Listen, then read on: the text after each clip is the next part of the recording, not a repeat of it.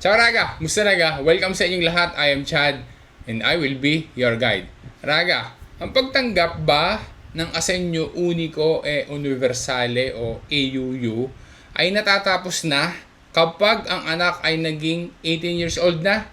Hindi Raga. Dahil ang kagandahan sa Asenyo Unico, matatanggap pa din iyan hanggang sa pagsapit ng 21st birthday ng anak. Pero kailangan mong malaman na ang pagtanggap ng Asenyo Unico ay nagiging suspeso in automatiko or matik na nahihinto kapag ka ang anak ay naging 18 years old na.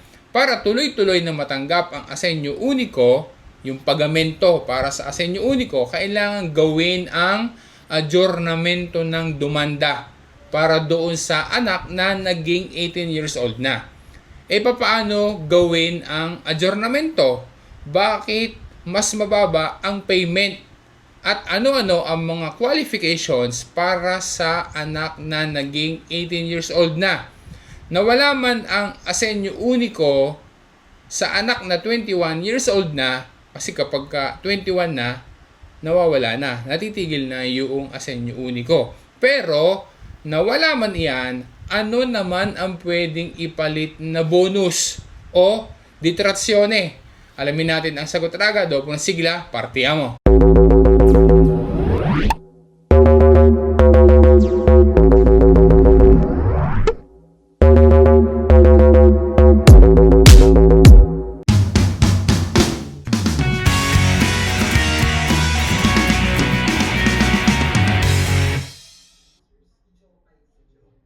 Ang pagtanggap ng Asenyo Unico per Filia Carico ay patuloy pa din na matatanggap kahit na ang anak ay naging 18 years old na. Ayon sa batas, ang mga anak na 18 years old hanggang sa kanyang 21st birthday ay patuloy pa din na matatanggap ang Asenyo Unico kung at least isa sa mga kondisyon na ito ay mamimit noong anak.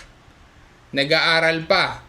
Yan ang unang kondisyon. O kaya naman may lavoro pero tirocinio o ang reddito annuale ay mas mababa kaysa sa 8,000 euros. Or unemployed. Walang trabaho, disokupato. Pero registrato siya come disokupato at naghahanap ng lavoro sa pamamagitan ng Centro per l'Impiego.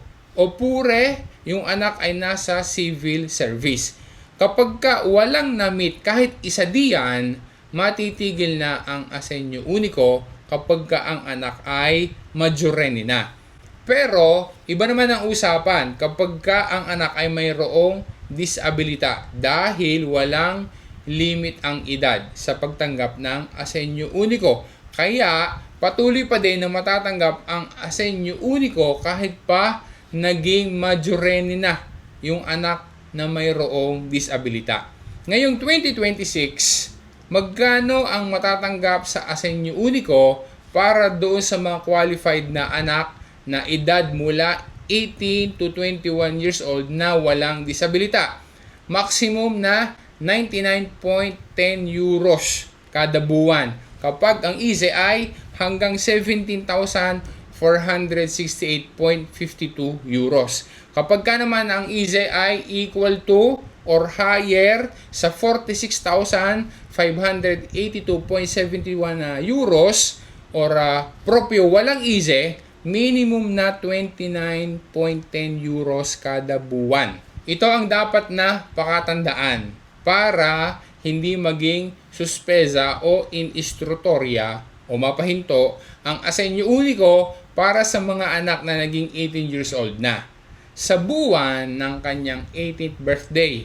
Okay, 18th birthday nung anak na iyon or doon sa kasunod na buwan noon, dapat na gawin ang adjournamento ng demanda ng anak na iyon para i-confirma na na-meet yung at least isa sa mga kondisyon na nabanggit natin kanina, yung ipinakita kanina.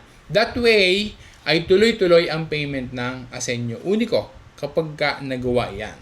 Kung sakali na hindi mo agad nagawa ang adjournamento o yung modifikasyone, napansin mo na laang dahil sa wala nang natatanggap or nabawasan ng Asenyo Unico, once na magawa mo ang adjournamento ng dumanda at maging akolta na ulit, huwag mag-alala dahil yung mga pagamenti na hindi natanggap noong mga nakalipas na buwan ay marirecupero pa lahat. Kaya walang payment na mawawala. Paano ba i-adjourna o i-modifika ang dumanda ng anak na naging 18 years old na? Gaya pa rin ng dati, kailangan na mag-login doon sa sito ni IMS using either Speed, CIE, or CNS. Pupunta doon sa Asenyo Unico e Universale per Fili a Carico.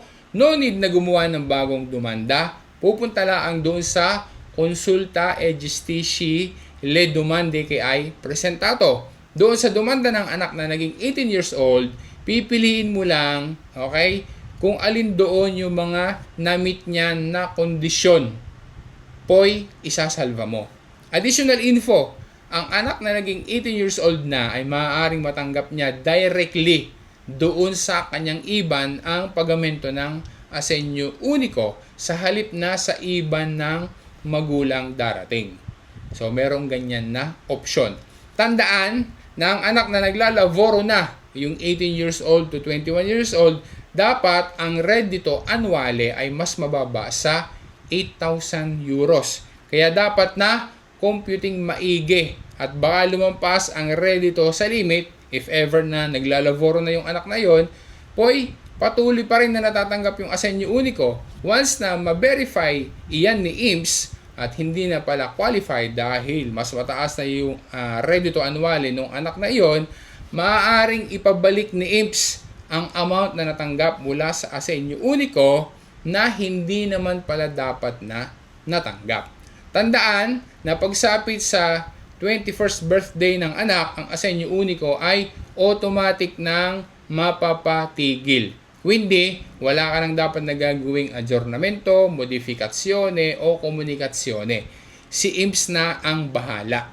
Reminder din, ang anak na naging 21 years old na ay pwede na ulit na ikariko sa iyong Dichiarazione dei Redditi o Modelo 730 para magkaroon ng dichiarazione o tax deduction na up to 950 euros. Pero, meron pa rin nga kondisyon, dapat na ma-meet ang required na reddito. Dapat yung anak ay ma-meet yung required na reddito. Ang dapat na reddito komplesibo ng isang anak na naging 21 years old na para maging kariko siya sa 730 ng magulang at magkaroon ng dichiarazione ang magulang ay hindi dapat mas mataas sa 4,000 euros sa isang taon.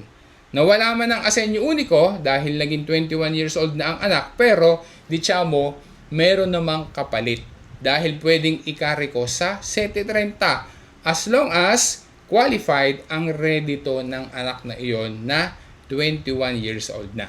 Ayun na raga ha, sana naging malinaw sa iyo at nakapagbigay sa iyo ng info ang pinag-usapan natin sa video na ito. Kasi meron pa rin ibang mga parents na hindi aware sa bagay na ito, kaya nagugulat sila bakit daw napatigil yung Asenyo Unico ng kanilang anak na naging 18 years old na.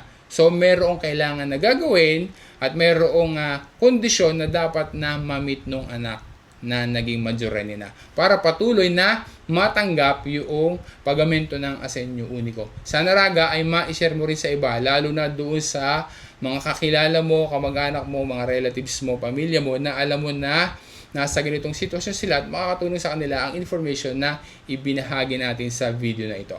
Maraming salamat sa panonood mo raga, maraming salamat sa patuloy na pagtitiwala at pagsuporta mo. Once again, this is Chad and always remember, Chad will guide. Grazie raga! Alla prossima!